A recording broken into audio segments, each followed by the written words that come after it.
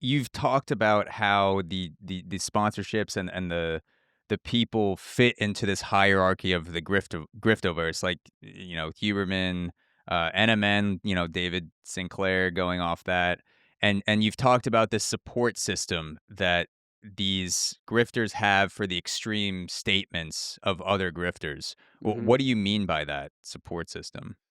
So it's I like to liken it to the comedian game Yes and, right? So there's this game that improv comedians will play where you start off with a crazy statement like I met a duck on the walk today.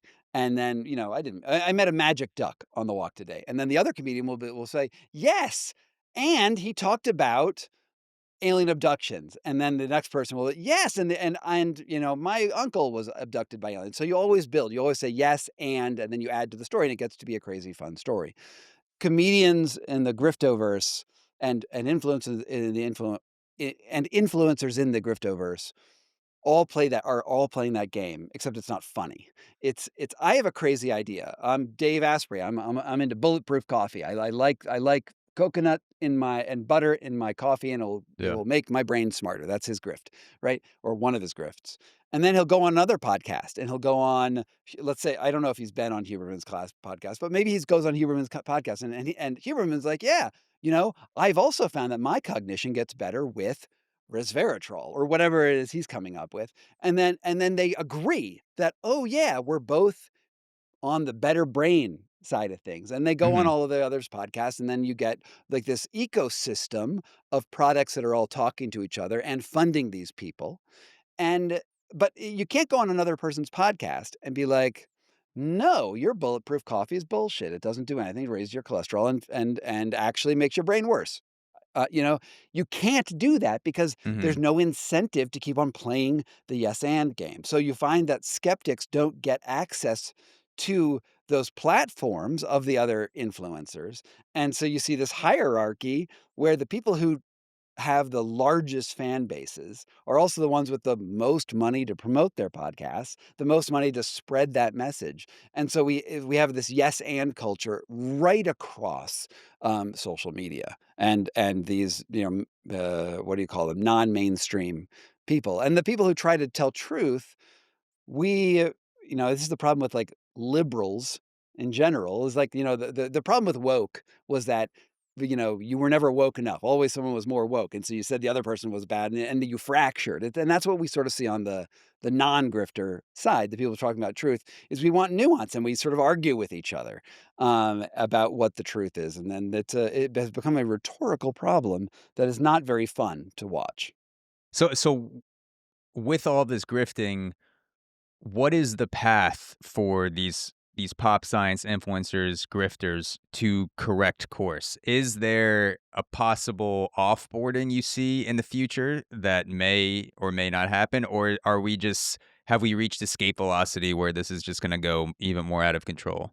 So the concept that I'm working with right now, and I'll probably do a video about it soon on my channel, is peak grift, right? At what point do you reach so much grift that you can't have any more grift? And Mhm. and my theory as I'm working on it right now is that for grifts to actually be effective, you actually have to have a pretty stable society, right? Because grift exists on the edges. It's like you big pharma's lying to you. Use my magic pill, right? Well, you still need a big pharma and an FDA and to create that big pharma that actually does have some good results. Like you need to Mhm. have like the person to fight against. When those establishment, and I'm not saying that there aren't problems with big pharma, there totally are. But you need that established authority and credibility to the authority. You need sane people in those organizations, or at least trying to find objective metrics where so that in order to have, like, stability. And then the grifters come in and be like, "Don't pay attention to objective metrics. What about subjective metrics?" And then they come in there with their cockamamie ideas, to grift you out of whatever it is. It's not just health, it's also crypto scams, buy gold, religious scams, all sorts of different scams will come in, but it only works with a stable core society. When you have a society which has been taken over by the grifters, sort of like the Trump administration, in particular, MAHA in the health sector, where you now have the people who were selling supplements who are in that supplement anti-vaccine grift. And when they own the FDA now, and when they fire all of the scientists who are working for them, who are actually trying hard to do a good Yeah. job, now you're going to get to a point where you reach peak grift, because people will eventually learn that your solutions don't work. I mean, today, the day we're doing this interview, I think about uh, 30 minutes before we came on air, Kennedy discovered that the autism is caused by acetaminophen. Or no, he didn't say acetaminophen. He said Tylenol, specifically Tylenol, even though acetaminophen is the same thing. Good. Then I have autism then, Right, if right, that's the right. case. Well, it's your mom taking it while you're pregnant. That's what causes it. Okay. It's not.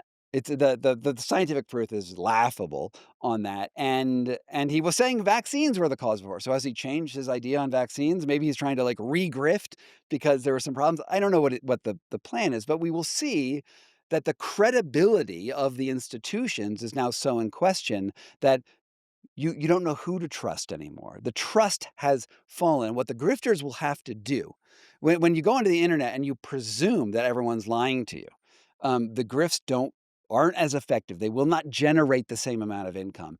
And what happens after peak grift is either a reassertion of authority, someone Mm. reestablishes science and transparency, or outright criminality. You know the phrase, "Li liars, cheaters, and thieves," right? Mhm. It's never thieves, liars, and thieves, cheaters, and liars, right? It's always a progression into criminality. Liars, Mhm. cheaters, and thieves. We're gonna be going into outright criminality, outright theft, outright legalization of things that we would have considered crime, if that's the other direction. So either Mm. reassert authority or just go so bad you're in a total Yeah. kleptocracy. And I don't know where we're going, but it does seem, um, kleptocracy seems more likely at the moment. Yeah, that would be a pretty dark outcome, and I would say, just the phrase "peak grift" is hilarious in a dark way, because 'cause I'm just imagining all the grifters in a Brooklyn warehouse at a Mhm. rave, like, peaking on grift like they're peaking on Molly, and just, like, all getting into one mind together, just rolling Mhm. their faces off on grift. That's it's a funny image that came to mind when you said that.